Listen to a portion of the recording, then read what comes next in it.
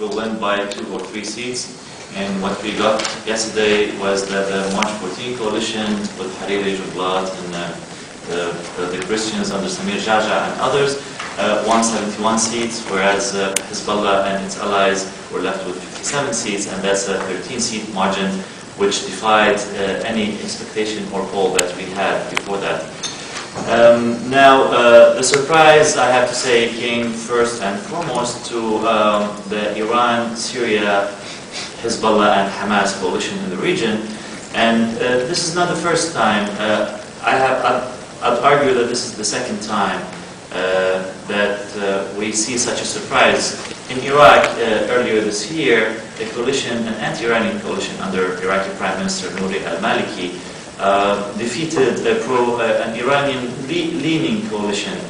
And that was the first time that the Iran-led Axis had to incur any one of its defeats, because since the Iraq War in 2003, Iran and its proxies have been on the offensive and that have achieved many victories, especially when it came to a confrontation between their proxy militias, that's Hezbollah and Hamas, or other militias in Iraq, and regular armies such as American army and Israeli army in Lebanon and in Iraq, of course. That was yesterday was not a pleasant surprise for this axis. Yesterday also represents, to my knowledge, the first time when a non-radical Islamist coalition in the Middle East wins in free and fair elections. Now, we have the impression that whenever any country in the Middle East is given its say without an autocrat doctoring the elections, the radical Islamists tend to win. Now, surprisingly, yesterday, it didn't. So that was also one of the surprises of yesterday. Of course, in any elections there are losers and winners. And yesterday, losers would start with Iran. Now, we've all heard Iranian President Ahmadinejad saying that his allies in Lebanon will win, and Lebanon would officially realign with the Iran-Syria axis in the region. Well, this didn't happen, and I might say that he's probably disappointed now. I think he's more busy now with his elections. The second loser, and this time we have a big loser, is Syria.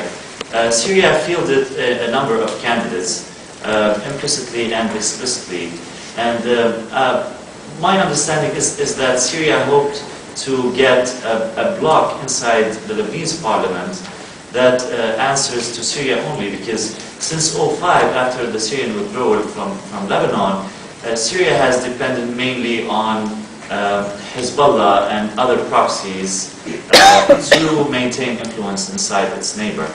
Now, yesterday the Syrians were hoping probably they can get a centrist bloc, a pro-Syrian bloc, you name it. None of this happened, and Syria will now have to depend more on Hezbollah to maintain its influence inside Lebanon. That's not good, especially for those who endorse the idea that Syria can be won to the side of the West and can be lured away from its alliance from Iran. I think after yesterday's election, Syria will have to depend on Hezbollah. Lebanon is very central for Syrian policy in the region. So I have to say that yesterday the whole thing just substantially decreased for the Syrians.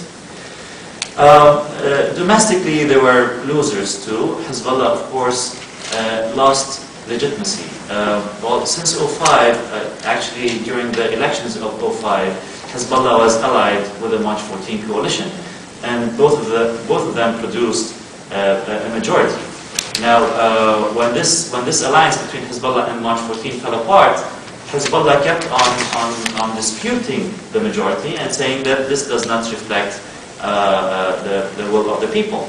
And it also disputed whatever resolutions that the cabinet came up with, and more often than not, we heard Hezbollah officials asking asking the cabinet to review these decisions. Now, with yesterday's March 14 victory, Hezbollah lost the whole dispute over who's legitimate, who has majority and who does not have majority. Now, the big winners in Lebanon, one might say the March 14 coalition.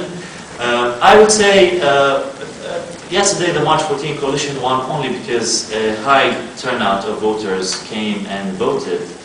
And I think people were mainly driven by a few principles that have been brewing since '05, and these are independence and sovereignty and freedom. And we're saying independence from Syrian occupation of Lebanon that lasted for 29 years, among other things. And this might be very interesting from a Western perspective, because under Bush, the West was keen on spreading democracy. And we saw many revolutions, the Orange Revolution in the Ukraine, the Rose Revolution in Georgia, the Tulip in Kyrgyzstan, and they all happened around the same time, and the Cedar Revolution in Lebanon. Now, many Lebanese like to call the Cedar Revolution the independence uprising. And with Bush out of office, and we heard Obama in Egypt saying, now America is not spreading democracy anymore, America is now supporting human rights everywhere, which is a kind of a vague term for saying we're not spreading democracy anymore. Now, what happened yesterday in Lebanon was that the Lebanese themselves said, with or without Western support, the independence uprising is going on. And to me, that was very impressive and deserves renewed Western support along these lines. In an international context, we'll have to wait and see. Of course, everyone is waiting for Washington and Tehran and what happens, whether there'll be a grand bargain, like Washington calls it, or whether we're going toward the confrontation. But I would say the majority, the March 14 majority, will try to take Lebanon out of this alignment, regional and international alignment, even though, granted, this will not be easy at all. Another thing in the Western perspective toward Lebanon and the whole regional setting is whether the West should engage Hezbollah.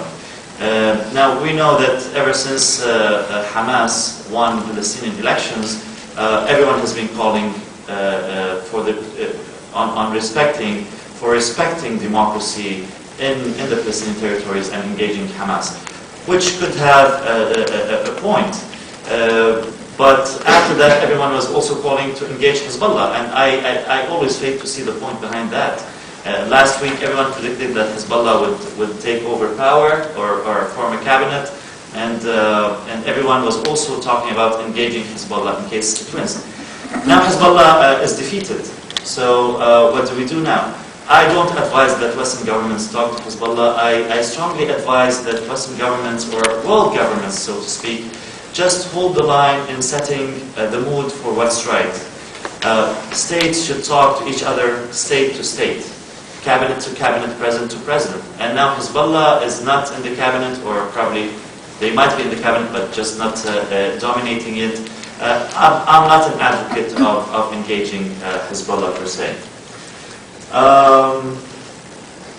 Now, a final word about the domestic scene in Lebanon. I have to say that when Hamas won, everyone was trying to think of ways of how to handle the Palestinian situation. And when Hezbollah was projected to win, supposedly to win in Lebanon, everyone was debating what to do with Hezbollah. Now, it did not happen. The March 14 coalition won. And I'd like very much to hear a debate, a lively debate, how the West intends to support these people who decided, all by themselves, at the time supporting democracy and spreading it, it's fading away. How do we plan to support these people? And there'll be a lot of complications domestically and a lot of challenges to establish the state and to protect the sovereignty of Lebanon. But I would like very much to hear such a debate in the coming future in the West. And I'll end with this and look forward to your questions. Thank you very much. Fabulous. Very well done. Well, I agree with Hussain that the results were surprising, not necessarily in the fact that March 14 won.